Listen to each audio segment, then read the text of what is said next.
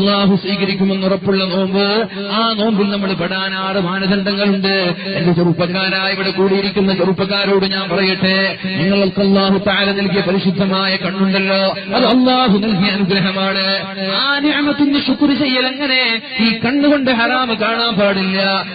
വിദ്യാർത്ഥിനികളോട് ഞാൻ പറയട്ടെ, പെരുന്നാളിന്റെ പേരിൽ ഡ്രസ് എടുക്കാൻ എന്ന പേരിൽ അങ്ങാടിയിൽ കറങ്ങി തിരിയരുത്.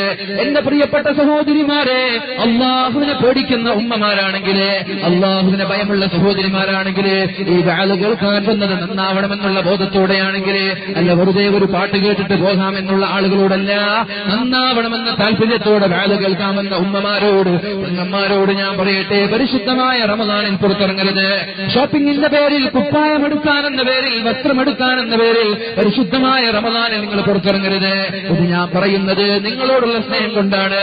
കാരണം നിങ്ങളുടെ നോമ്പ് സ്വീകരിക്കപ്പെടണം. അതേപോലെ പാവങ്ങളായ പുരുഷന്മാരുടെ, ചെറുപ്പക്കാരുടെ നോമ്പും സ്വീകരിക്കപ്പെടണമെന്നുള്ള ആഗ്രഹമുള്ളത് കൊണ്ട് ഞാൻ പറയട്ടെ, കുപ്പായം എടുക്കേണ്ടവർ, വസ്ത്രം എടുക്കേണ്ടവർ, ചുരിദാർ എടുക്കേണ്ടവർ, ചെരുപ്പെടുക്കേണ്ടവർ റമദാനിന് മുമ്പേ അത് വാങ്ങിച്ചു വെക്കണേ. റമദാനിൽ പുറത്തിറങ്ങിയിട്ട് നിങ്ങളുടെ നോമ്പ് നഷ്ടപ്പെടുത്തരുത്. നിങ്ങളുടെ പുരുഷന്മാരുടെ നോമ്പ് നിങ്ങൾ നഷ്ടപ്പെടുത്തരുത്. നിങ്ങളുടെ ഹൃദയത്തിൽ ആത്മാർത്ഥതയുടെ ദീനിന്റെ ഒരു അംശമുണ്ടെങ്കിൽ ഈ ഒരു വിഷയം നിങ്ങൾ ശ്രദ്ധിക്കണേ. ഇനി അത്യാവശ്യമായി എന്തെങ്കിലും ഒരു ആവശ്യത്തിന് അങ്ങാടിയിലേക്ക് പോവേണ്ടി വന്നാൽ മുഖം മറച്ച് നടക്കാൻ മറക്കല്ലേ, മുഖം മറച്ചു പോകാൻ മറക്കല്ലേ. കാരണം നിങ്ങൾ അങ്ങാടിയിലേക്ക് മുഖം തുറന്ന് ഔറത്ത് മറക്കാതെ അങ്ങാടിയിലേക്ക് പോയതാണ്. ചെറുപ്പക്കാർ വൈകുന്നേരത്തിൽ ഫ്രൂട്ട്സ് വാങ്ങാൻ വേണ്ടി, സമൂസ വാങ്ങാൻ വേണ്ടി അങ്ങാടിയിലേക്ക് പോയപ്പോഴാണ് സുന്ദരികളായ തരുണീമണികളായ പെൺപിള്ളേരെ അങ്ങാടിയിൽ കാണുന്നത്.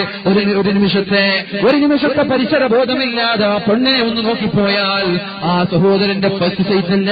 പിന്നെയും താല്പര്യത്തോടെ, സൗന്ദര്യത്തിലും അത് വഴങ്ങിയിട്ട് താല്പര്യത്തോടെ നോക്കിപ്പോയാൽ ആ സഹോദരന്റെ നോമ്പ് ബാക്കിലായി. ടെക്സ്റ്റൈൽസിലേക്ക് ചുരിദാർ വാങ്ങാൻ പോയതാണ്. അവിടെയുണ്ട് നല്ല സുന്ദരന്മാരായ സെയിൽസ്മാൻമാരെ. അവരെ നിങ്ങളുടെ കണ്ണിന്റെ മറവിൽ ആ സെയിൽസ്മാൻമാരെ നിങ്ങൾ നോക്കിയാലും നിങ്ങളുടെ നോമ്പും ബാക്കിലാണ്.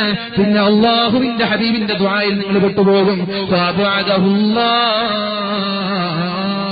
അള്ളാഹു സ്വർഗത്തിൽ നിന്ന് അകറ്റി നിർത്തട്ടെ, അള്ളാഹുവിന്റെ റഹ്മത്തിൽ നിന്ന് അകറ്റി നിർത്തട്ടെ എന്നുള്ള പ്രാർത്ഥനയിൽ പെട്ടുപോകും. അതുകൊണ്ട് റമദാനിന് മുമ്പേ പർച്ചേസ് നടത്തണേ. ഇനി റമദാനിൽ പോവുകയാണെങ്കിൽ മുഖം മറച്ച്, ഔറത്ത് മറച്ച് നടക്കണേ.